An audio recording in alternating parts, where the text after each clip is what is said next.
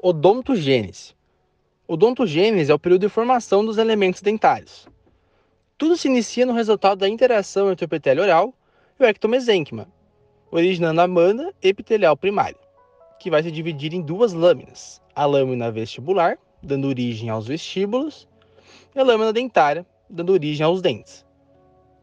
Os germes dentários passam por alguns processos de desenvolvimento. São 5 fases ao todo: fase de botão, capuz, campânula, coroa e a fase de raiz. A partir da quinta semana de vida intrauterina, as células do epitélio oral se proliferam e invadem o ectomesênquima, formando a banda epitelial primitiva, que se divide em lâmina vestibular e lâmina dentária. A lâmina vestibular ela tem um crescimento mais rápido que a dentária. Sofre a degeneração, formando então, a partir deste fenômeno, o sulco vestibular, que vai resultar no processo de formação do vestíbulo oral. Lâmina dentária. A lâmina dentária ela também evolui do epitélio primitivo e passará pelos processos de desenvolvimento: fase de botão, capuz, campânula, coroa e raiz, como foi dito anteriormente, para posteriormente formar os dentes. A fase de botão. A partir da oitava semana de vida intrauterina, ocorre a invaginação do epitélio oral em direção do ectomesênquima, dando origem às esférulas superiores e inferiores, que representam a formação dos germes dos dentes tecidos. Nesta fase, ocorre a condensação do ectomesênquima inferior ao botão, que posteriormente se transformará na papila dentária. A fase de capuz caracteriza-se por intensa proliferação das células epiteliais. O botão dentário continua seu desenvolvimento, como uma maior condensação ectomesenquimal. O botão continua seu crescimento principalmente através de suas bordas, adquirindo o aspecto de um capuz. Nesta fase, identifica-se elementos formadores do dente e seus tecidos de suporte.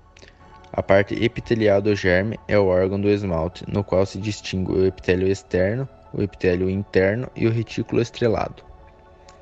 A união do epitélio interno e externo do órgão do esmalte, formando um ângulo agudo, é a alça cervical. O epitélio interno do órgão do esmalte dará origem aos ameloblastos, que secretarão a matriz de esmalte.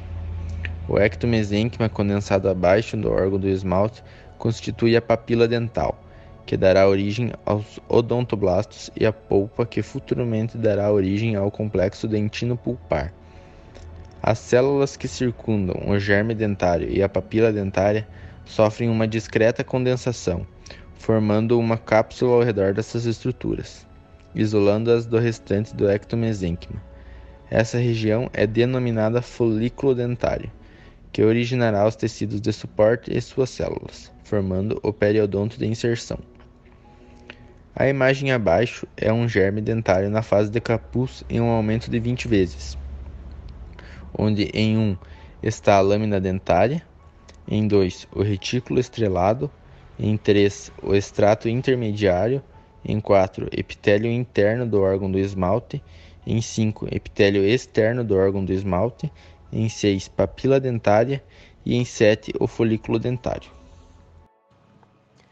A fase de campânula. A fase de campânula é caracterizada por uma diminuição na atividade proliferativa e é marcada pela diferenciação de células do gene dentário, a consolidação do órgão do esmalte e a consolidação da papila dentária. A cavidade torna-se mais acentuada e as margens mais aprofundadas. O órgão do esmalte. O órgão do esmalte dará origem ao futuro esmalte na fase de coroa e auxiliará no processo de erupção dentária na fase de raiz. Papila dentária. A papila dentária dará origem à futura polpa na fase de coroa, que formará a dentina por toda a vida do indivíduo. São 6 partes que pertencem ao órgão do esmalte: o epitélio interno do órgão do esmalte, o extrato intermediário, o retículo estrelado, o epitélio externo do órgão do esmalte, a papila dentária e a alça cervical. O retículo estrelado é caracterizado por suas células esparsas, com aspecto estrelado devido ao acúmulo de líquido extracelular e, consequentemente, o seu aumento de volume. A alça cervical corresponde ao encontro dos epitélios internos e externos do órgão do esmalte, No futuro, será a área limítrofe entre o que será a coroa e a raiz. Uma vez completa a formação da coroa dentária, inicia-se o desenvolvimento da raiz, constituindo a bainha epitelial de Hirschsprung, uma estrutura fundamental nesse processo. As células do folículo dentário dão origem aos cementoblastos que revestem a dentina radicular. Paralelamente, começam também a diferenciar-se os fibroblastos do ligamento periodontal e os osteoblastos do osso alveolar. O cemento, o ligamento periodontal e o osso alveolar, estruturas todas derivadas do saco ou folículo dentário, são, no seu conjunto, responsáveis pela ancoragem do dente aos alvéolos dentários, evoluindo de maneira integrada e coordenada com a formação da raiz do dente. A fase da coroa, ou também campânula final, é marcada pela produção do esmalte dentário, pelos ameloblastos, e pela produção de dentina pelos odontoblastos da polpa dentária. Para que ocorra a formação de esmalte dentário da dentina, é fundamental que os pré-ameloblastos do epitélio interno do órgão de esmalte e os pré-odontoblastos da papila dentária interagem num processo chamado indução recíproca. Inicialmente, esses dois tipos celulares apresentam a forma cúbica. Após sofrerem maturação, eles ganham uma forma cilíndrica com o núcleo com a polaridade invertida. A formação e características da dentina.